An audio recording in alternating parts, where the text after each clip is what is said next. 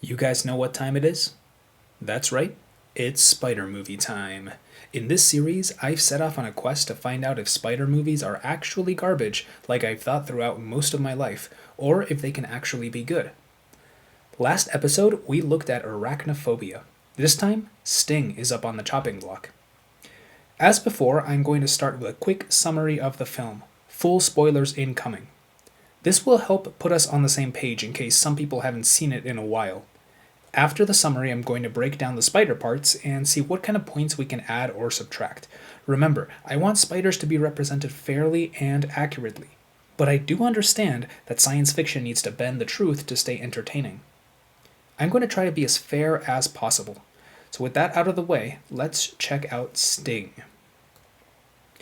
Sting is a film directed by Kia Roach Turner and released in 2024. It takes place in a New York City apartment complex during a really bad winter storm. We're first introduced to an older woman who hears animals in her walls. She searches through the yellow pages and calls an exterminator. Judging by the way she has notes on the walls to remember her name and address, it's implied she struggles with an advanced form of a memory-affecting disease like Alzheimer's or dementia. I'm going to skip through this sequence for the sake of time, but the interactions between this woman Helga and the exterminator are the funniest in the movie, and they make the intro one of the best sequences for sure. Now, the exterminator finds the body of another dead or dying exterminator just before he's also attacked. Helga panics at first, but gets distracted due to her condition, and forgets the whole meeting. Then, as something drags the exterminator through the air vents, it makes noises that frighten her, leading her to call yet another exterminator. Gold star so far. That scene was peak entertainment. No spider scene yet, however. And next, we travel 4 days into the past to see how things got as bad as they were in the intro scene. We're shown the origin story of the movie's monster straight away. It was born from an egg that fell from space. This is a simple but interesting choice that the film makes. In the previous Spider Nerd review, I made a point to say that real-world spiders are not dangerous enough to carry the plot of a horror film. The most dangerous spiders in the world combined kill an average of less than one person per year. As a result, the film must greatly exaggerate many features of their spider so it can reach true movie monster villain status. In arachnophobia, the spider story was about as close to realistic as you could get. Sting took the opposite approach and went off the rails with their origin story. I actually don't mind it. Spiders killing a bunch of people is already a bit of a silly concept, so why not take that silliness and run with it? Now, this does immediately create a difference in the way we have to judge the monster, though. In arachnophobia, I was listing inconsistencies with other animals of the same lineages, but that logic will fall apart here, since the movie claims this isn't an animal from Earth, it's an alien. While this does seem like a kind of get-out-of-jail-free card, I will still point out inconsistencies with real spiders, if only to make sure everyone understands what is real and what's made up. Now, here's a wild juxtaposition. While arachnophobia kept its monster's origin story super realistic, and Sting didn't take theirs as seriously, Sting ended up with a more realistic spider model anyway. While the former film had its spider boast the body of one family and the eye pattern of another, the monster in this film is a one-to-one replica of a real spider called Latrodectus hasselti. The people that live alongside this spider refer to it as the redback spider. It's in the same genus as the black widows of the Western world, and is therefore quite toxic itself. I love Latrodectus spiders. Widows are probably my favorite spider, so the movie's accidental fan service worked wonders on me.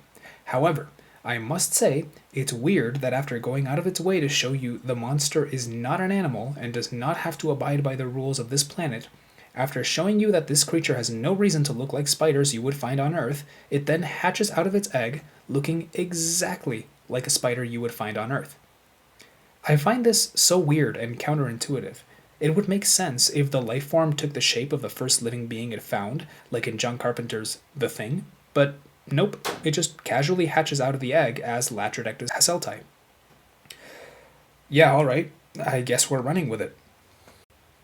We're first introduced to our protagonist, Charlotte, as she's using the air vents to sneak into her great aunt's locked study to steal from her antique doll collection.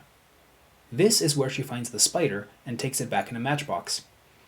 No doubt the name Charlotte was used as a reference from Charlotte's Web, though I appreciate them not being cliche enough to use it as the spider's name. Another thing I appreciate is that Charlotte names the spider Sting after Bilbo's blade from the Hobbit book, and not because it actually stings anyone. For those curious, stings and bites can both be venomous. The difference has to do with whether the venom-injecting apparatus is a mouth part or not.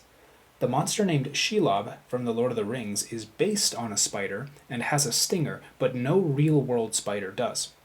Now, I'm glad this spider sticks to a more realistic morphology, even if it is canonically an alien. Charlotte continues feeding the spider in a jar over the next few scenes as it does questionable things such as climb glass and chirp audibly, which are not common spider abilities. Anyway, while it isn't important to the spider, it's relevant for the story to note that Charlotte lives with her mom, her stepdad, and her baby half-brother. Her stepdad Ethan is basically the second main character. He fixes things in the apartment complex in exchange for not paying rent, but the landlord, Charlotte's great aunt, doesn't like him much. He's also trying to become a comic writer, but his hands are full trying to make ends meet. His relationship with Charlotte is pretty wholesome, though, as they bond over writing comics.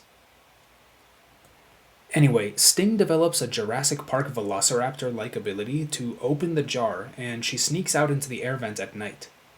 It's implied she kills Charlotte's grandmother's parrot. And sure enough, the family finds the parrot in an awful state the next morning. They call Frank the exterminator, who is still an awesome character, and he says something small attacked the parrot from the inside and dissolved it before eating it. That second part is right, but when spiders do hunt down something enormous, they don't go inside it. They just liquefy the parts they can reach and eat that. Again, this isn't a mistake necessarily because, well, that's an alien, not a spider, but the clarification still holds. The following scene with Charlotte and Sting shows us three things.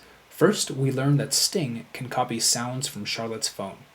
Charlotte immediately asserts she's a mimic and does not seem at all concerned with the fact that spiders that size shouldn't be able to make any sounds perceptible to the human ear, let alone copy different ones. On second viewing, I picked up on the idea that Sting had just eaten a parrot, which is an animal famous for its mimicry. So it could be said that she's absorbing the abilities of her food, though it might just be that this was a part of the alien's power all along. The film never runs with this idea, and Sting was making sounds from the very start, so I don't think this was the direction they were going with, just an interesting thought. Anyway, the second thing we're shown is that Sting hates mothballs, which is evident even from the other side of the jar. They easily melt her silk-like secretions and cause her to shake in fear. For those unaware, mothballs are little man-made balls of naphthalene that are meant to repel small insects like the larvae of moths or beetles that would otherwise eat materials that we want them to stay away from. Finally, we learn that Sting has gotten a lot bigger, seemingly without ecdysis. When spiders, or any arachnid or any arthropod for that matter, need to grow, they have to shed their old exoskeleton. So the fact you don't see discarded skins inside the jar would be cause for concern if you didn't know Sting was an alien. That said, it could be that she's been molting in the air vents when she sneaks out at night, but the easier excuse is she's just an alien, so she gets a pass. In another scene, Sting escapes again and sets her eyes on another tenant, a widow named Maria who lives alone with her chihuahua. Spoiler alert, the dog doesn't die in this horror movie for once. Sting ends up killing the woman and feeding from her body in a similar way as with the parrot. Later, Charlotte asks another tenant, Eric, for help getting a container. He's studying pancreatic cells of fish for his biology degree, so he's a good person to ask.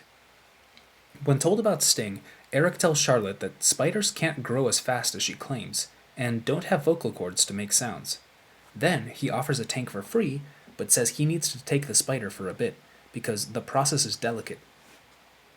I'm just going to say I love this character as well. In a subtle way, Eric is just as funny as Frank the Exterminator, and I love the lightheartedness added to the film. Anyway, Ethan and his wife are later startled by a noise in the vents, which ends up being the neighbor's chihuahua. This leads Ethan to discovering her death while trying to return her dog. During the investigation, Ethan gets a call from Eric, who ends up telling him about Charlotte's spider, saying it's dangerous. They agree to have Eric take Sting to the Department of Health. This leads Ethan to confront Charlotte about Sting. She feels betrayed when she learns they'll take her away. The two have a tense conversation where they exchange hurtful words, and Ethan ends up telling Charlotte that her biological dad lives here in the city, but never visits, which crushes her to learn. I like this scene because it's totally understandable how the characters would try to hurt each other in response to being hurt themselves. The characters are trying to do what they think is best, but it's tough to watch, and the actors here do a great job of conveying the emotion.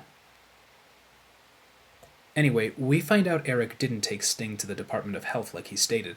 Instead, he's feeding her to stimulate her growth. I'm not actually sure why he's doing this. I have to assume he's just curious and kind of crazy. If I wanted to find out more about the animal, I would try to get it into a more controlled environment first, and probably collaborate with other scientists.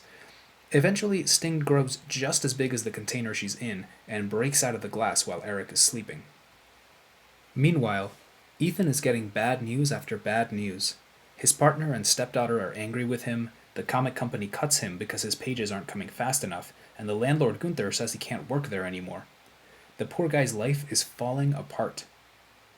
Meanwhile, Sting has reached full horror movie villain size and is ready to go on a killing spree.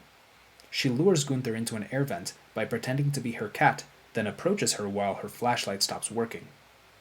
We see Gunther get dragged farther into the vent, and later see her tied and gagged in Sting's web. This is the first time we see Sting collect food rather than just ravage its insides.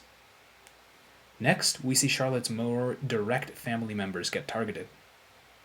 Ethan and his partner are attacked while Charlotte is in another room, wearing headphones. Eventually, the neighbor's chihuahua clues Charlotte into what's happening, but Sting ends up taking Charlotte's little brother as well, leaving her as the only remaining family member.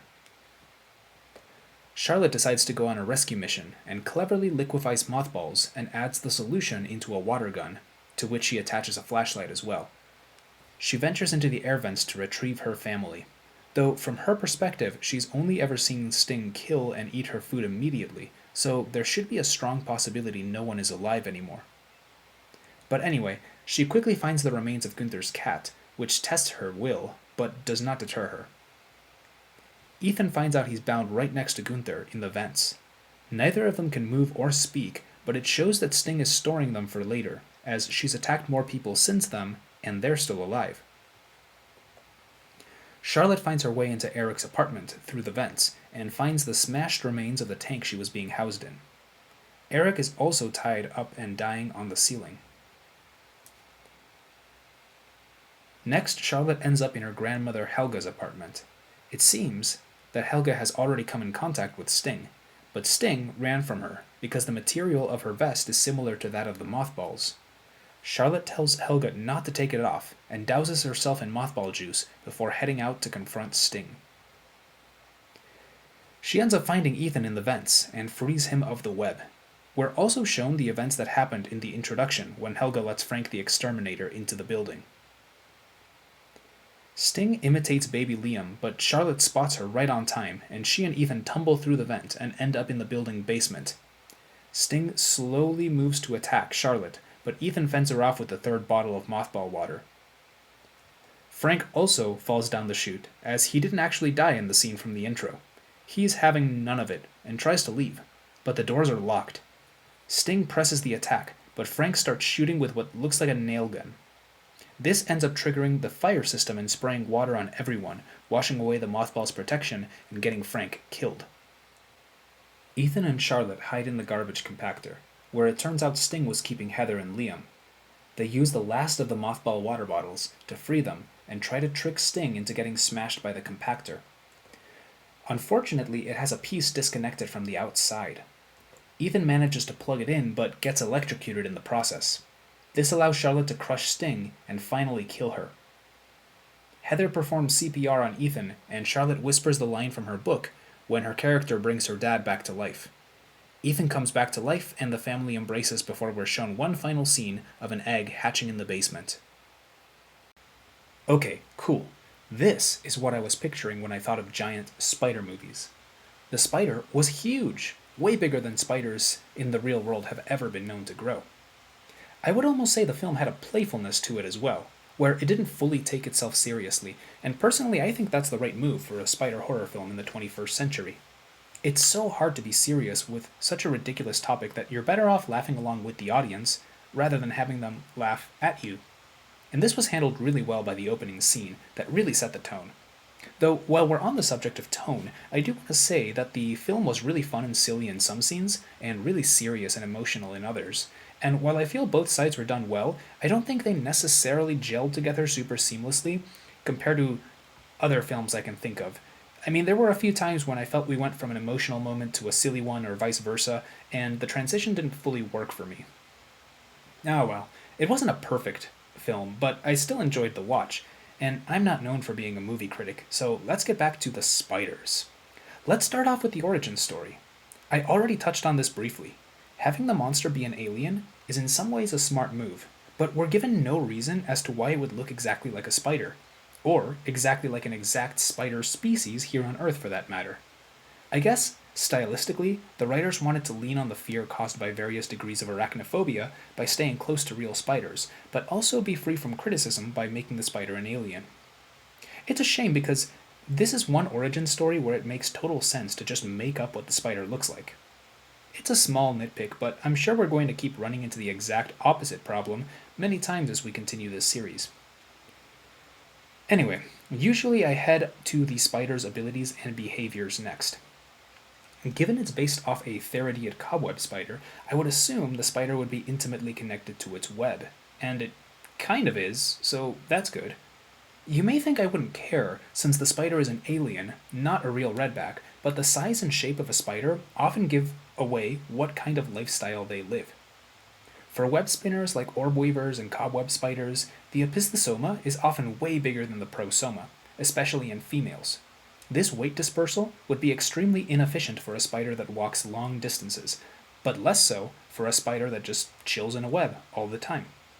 You can even see this difference by observing the males of web spinning spiders.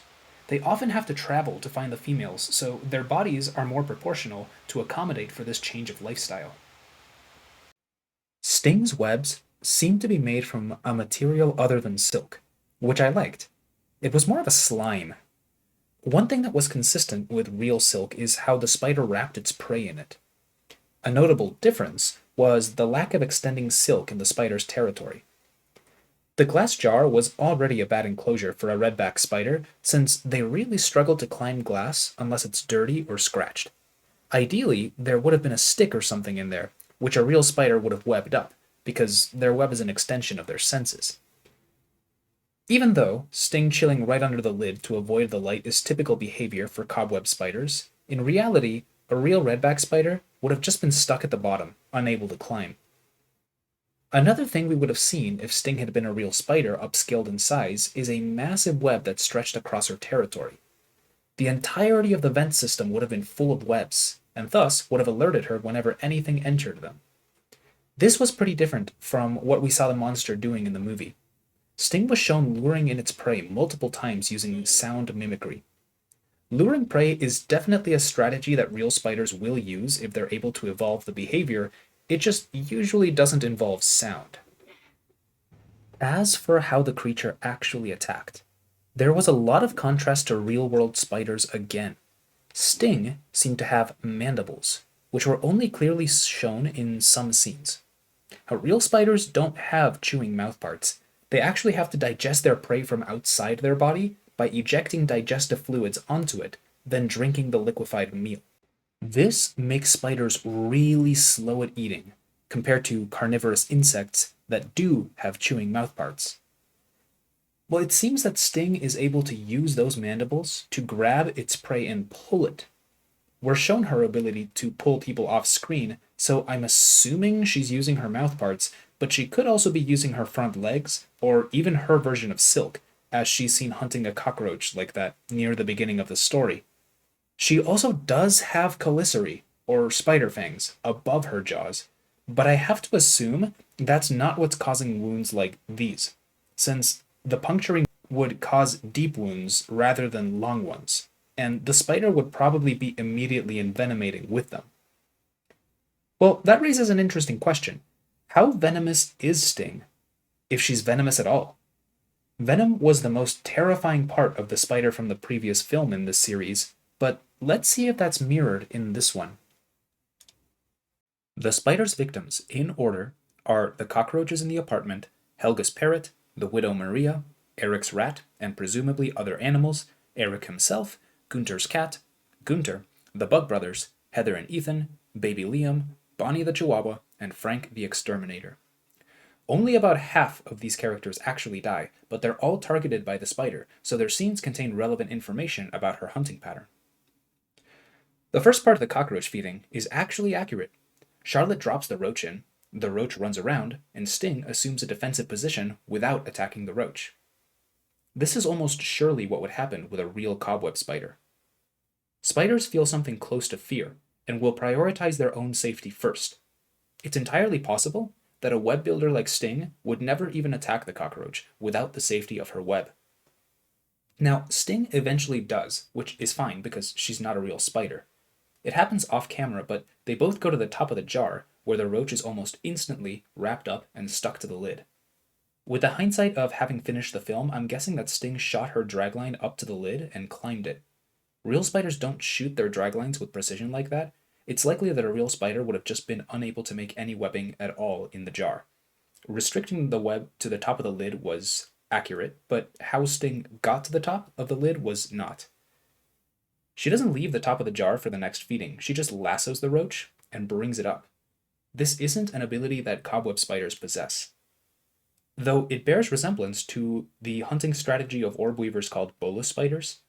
They also use a strand of silk to catch moths. The difference is Sting appears to shoot webs like a projectile, kind of like Spider-Man does, whereas bolus spiders spin the thread first, then twirl it to catch prey like a fishing line. Anyway, these scenes do not confirm whether Sting is venomous or not. Plenty of arthropods, including other arachnids, can kill and eat things without the use of venom. The next victim is Helga's parrot, which Gunter finds in a horrible state. The fact the parrot is missing its feathers makes me think some sort of toxin was involved, since it doesn't make sense for Sting to pluck them herself. Frank is able to somehow deduce it was attacked from the inside by something small. Now, I interpreted this as meaning attacking from inside the bird, though he could be referring to the inside of the cage, as the next thing he says is the parrot tried to escape through the bars. Next, he mentions it couldn't be rats, because they don't melt their food before eating it. But the parrot doesn't look melted to me, so maybe he really is talking about the parrot's insides. Cobweb spiders actually kill and eat vertebrates quite frequently. Usually mice, not birds, but my point is, neither the spider's venom nor its digestive juices leave prey looking unrecognizable. The spider will only eat a tiny portion of the giant animal before feeling full. This means I don't have a reliable metric to tell what Sting could have done to leave the parrot in that state. Well, next we see the kill on the widow Maria. I'm guessing that Sting was stalking the woman because she ate the parrot last time she snuck out of the jar, so pattern should indicate she sneaks out when hungry. She doesn't seem to be very efficient at this, since she enters the woman's medicine cabinet for some reason, and she climbs onto a frame she's holding before jumping and biting, when she was already on the woman before that. It seems like her behavior switches between normal spider exploration and completely abnormal active hunting. At least it's abnormal for spiders that look like this. Well, this scene practically confirms Sting's venomous status, as there is an immediate white mark around the bite site of the woman's cheek.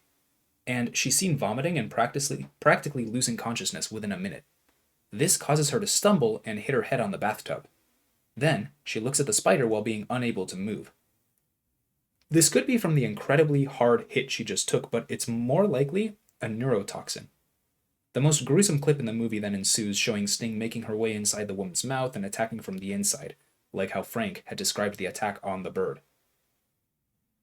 Much later, when Eric the biology student is in possession of Sting, we're shown Sting eating what I think is a rat stuck in webbing in her enclosure. The rat struggles a bit and Sting runs toward it, causing a gruesome splatter of blood, just off screen. A splatter like that would usually be caused by heavy blunt damage, not a bite. This is just the film trying to spice up the horror, which is forgivable, but I'll note that spiders are not that messy in real life, as they merely pierce their prey with their relatively small fangs. Chronologically, the attacks on Eric and Gunther's cat come next, but they're not shown until later. First, Gunther gets lured into the vents and is dragged into them by Sting. As I mentioned before, the vents are too free of webs to be the hunting grounds of a cobweb spider, but I do like that Sting lures its prey into its territory this time instead of seeking it out. This behavior more closely resembles that of a web building spider. It's also interesting that Sting approaches while Gunther's light goes out. You could simply attribute this to standard horror movie timing, but spiders like this one don't have good eyesight, and typically feel more empowered to wander at night because the total number of predators that can see them drops dramatically. The scene transitions to a later time when Gunther is found tied in the vents, with Sting walking near her. This seems to contrast a bit with the kills on the parrot and Maria. From what I can tell, those two were eaten on the spot. This time, Sting is too large to go inside its prey, which actually causes it to behave more like a regular spider. I also believe this is the first time Sting is shown storing a meal for later. The next attack is on Ethan and Heather. Sting has somehow opened a vent in their apartment, with no one noticing, and she jumps from the ceiling onto Ethan. After Ethan collapses, Sting runs after Heather and bites her as well. The two are immediately paralyzed and cough up strange liquids. Then they're dragged away into the vents. At this point, Sting is basically collecting all the bodies she can and storing them for later. Similar behavior can be seen in some web-building spiders if their webs catch more prey than they can reasonably eat right away, though Sting isn't using a web at all. She's acting like an active hunter while having the exact body model of a passive one. Also, Sting's neurotoxin has grown more powerful, as Ethan and Heather are incapacitated in a fraction of the amount of time it took for Maria to become immobilized. It seems the power of Sting's venom is proportional to her size, which is true of real spiders as well. Most experts consider the venom of male and juvenile widow spiders to be of far less concern than that of adult females, largely due to the amount of venom they can actually inject. Not sure if the story arrived at this concept on purpose or by accident, but I'm impressed either way. Lastly, we've now been shown Sting envenomating characters that are definitely alive at the end of the film, so it seems her venom is merely used to incapacitate her prey, but she would rather keep them fresh than kill them outright, meaning the venom is not deadly. Next, Sting takes the Chihuahua into the vents off screen and takes baby Liam from behind Charlotte's back. Now, I have no problem with Sting easily nabbing Liam, since human infants are beyond useless, but I have my doubts about the Chihuahua, who would not only be the most agile character in that apartment, but it was fully aware of where Sting would emerge from, which means the spider had no element of surprise. Of course, I imagine a dog actress and a CGI monster wouldn't have great on-screen chemistry, so that encounter had to take place off-screen, though I insist Bonnie would have put up more of a struggle if we had actually seen the encounter. Anyway, next we get Charlotte's exterminator arc, during which we see the gruesome remains of the cat in the vents. This is actually not a bad depiction of an animal left in a spider's web, though it seems to have been eaten in a random place in the vents, instead of where the other bodies were dragged to. Just a light snack, I guess. Eric is found tied to the ceiling of his apartment. This is the first time we clearly see a victim in this upside-down state, other than the cockroaches. It made me consider how realistic this actually was. Here's the thing. Cobweb spiders seem to have an inclination toward negative gravitaxis. That is to say, they prefer to hang upside down in their webs, and when startled, they tend to seek shelter upward rather than downward in their environment. That's one of the reasons it made sense for Sting to be right under the lid of her jar when she was small. The thing is, by observing patterns in the animal kingdom, we can discern that negative gravitaxis is proportionally skewed towards smaller individuals, which makes sense since they're hit less hard by the effect of gravity. Sting is really big by the time she breaks out of Eric's apartment. We're talking hundreds of times bigger than the largest animals that can reasonably walk on walls and ceilings. This is going to have to be one of the things that requires the "it's an alien" explanation, because the mechanisms by which spiders can climb walls and ceilings will not hold up if you multiply the spider's mass 1,000-fold. See, the biggest reason that spiders can walk on walls is that the space between the microscopic hairs on their feet triggers van der Waals forces to attract molecules and make it so the pressure exerted by gravity on the mass of the animal is less than the pressure needed to pull the molecules apart. The problem with this is that as a creature's mass increases, the force exerted by gravity increases exponentially, but the attraction of the molecules due to van der Waals forces will keep the same force. An animal half as big as Sting in these final scenes would be unable to rely on van der Waals forces to climb surfaces. Okay, that's enough for that tangent. Charlotte and Ethan are attacked next in the vents after they fall down the garbage chute, and we get one of the coolest shots of the spider descending from the vent. Ethan fends her off with a bottle of mothball juice, ending that encounter. However, it's implied that Sting immediately traveled all the way back to Helga's apartment to attack Frank, which is strange behavior from an animal that was running for its life a few seconds before. It's possible Sting had gone up to collect her earlier paralyzed victim, though when she attacks Frank, she comes from the opposite angle of the Bug Brother in the vents, meaning she either walked past his body to get in there, or she came from a different vent. Frank never seems to be fully paralyzed, so I think Sting really did miss and ended up scratching his face with her legs. I'm not sure why she didn't bite him as she pulled him into the vent, because she clearly pays the price as he struggles free and collapses into the garbage chute, which later leads to her getting shot with a nail. During that confrontation, Water ends up removing the mothball juice's protection, which allows Sting to land a trick shot on Frank's shoulder with her web, then pull him toward her. Again, only Spider-Man does this. Real spiders keep their silk glands behind them, which would be terrible for aiming.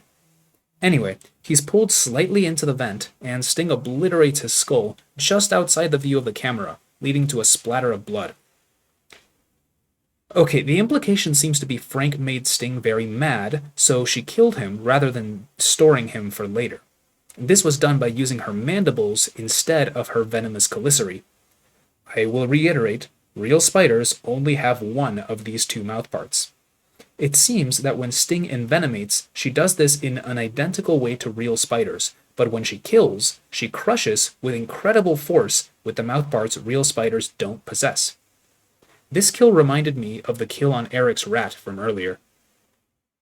Anyway, I feel I can't bring up as many problems as I did last episode regarding the laws of nature that this film violates because of the alien aspect. So instead, I'm going to end by talking about that very origin choice. Did the spider being an alien make the inconsistencies better or worse? I actually spent a long time wrestling with this concept. I do believe there is value in being so open with the idea that something is fictional. I once had a child explain to me incorrectly that tarantulas use their spinnerets to stab their prey because that's what they saw Shelob do in The Lord of the Rings.